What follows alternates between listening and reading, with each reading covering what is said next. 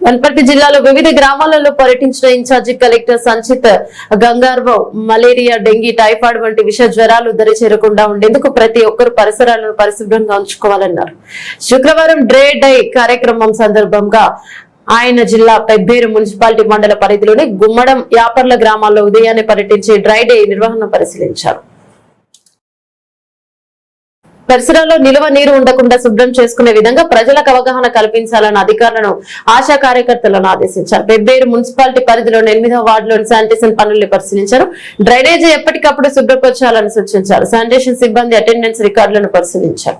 పరిసరాల్లో నేటి నిల్వ పాత టైర్లను తీసివేయాలని సూచించారు. ప్రత్యేక అధికారులు వారానికి 2 సార్లు పర్యటించి పారిశుద్ధ్యం బాగుండేలా చర్యలు తీసుకోవాలన్నారు. కలెక్టర్ స్వయంగా ఇళ్ల పరిసరాలు పరిశీలించారు. పాత డబ్బాలు, కుండల్లోని నీటి నిల్వ ఉన్న నీటిని పడేయాల్సిందిగా ఆదేశించారు. జెడ్పీ సీఈఓ యాదయ్య, జిల్లా హార్టికల్చర్ అధికారి సురేష్, డిఎల్పిఓ రఘునాథ్ తదితరులు పాల్గొన్నారు.